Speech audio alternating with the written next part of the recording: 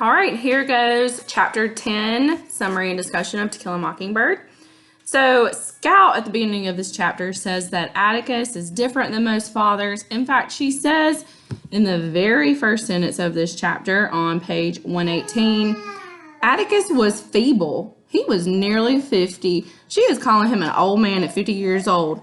I'm sure some of your parents are close to 50, if not already 50. And they would probably be offended by this because 50 is really not that old. The older you get, the more you realize it's just not that old. So anyways, yes, I'm giving your parents a shout out right now. So Scout says that Atticus, he doesn't play football at the Methodist church. He doesn't do all the things the other dads do. He's just older and he reads and he doesn't hunt or fish. And so it's in this chapter that Scout and Jim begin to see their dad differently because he actually does something kind of cool here. And so one day, a mad dog comes. His name's Tim Johnson. He literally has rabies. And Calpurnia calls Atticus, and he comes with Hecate, and who is the sheriff we know. And Atticus shoots the dog in his first shot, pa-pow. So, oh God, I'm so sorry because I know Atticus shot Tim Johnson, and it makes me so sad. And I know in the Odyssey, Odysseus's dog died too.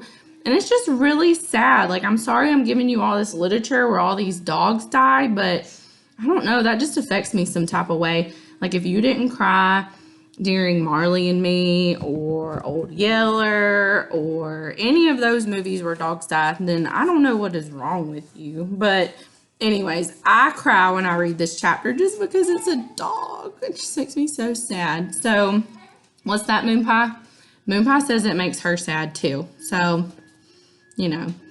Anyways, let's talk about the dog as a symbol and the dog actually dying. So, it's in this chapter where Atticus says that prejudice is the usual disease in Maycomb. In fact, the dog literally has a disease. The dog has rabies, and then Atticus kills the dog. So if Atticus could kill prejudice, he probably would, but that's the symbolic moment here, is that he literally cannot kill prejudice. What's that, Lila Kate? Lila Kate says that she agrees with me, and she wanted everybody to know that she says, hey. Anyways, so in this chapter, Miss Maudie, she reveals to Jim and Scout that Atticus was the best shot in the county, and his nickname was One Shot Finch. So anyways, they find out that that's his nickname, and Scout wants to brag, but Jim tells her to keep it a secret because if Atticus had wanted them to know, then he would have already told them. And so, you know, Jim and Scout leave this chapter thinking their dad is actually cooler than what they had thought. And so the overall idea of this chapter is that the dog is a symbol of prejudice and that it literally has a disease.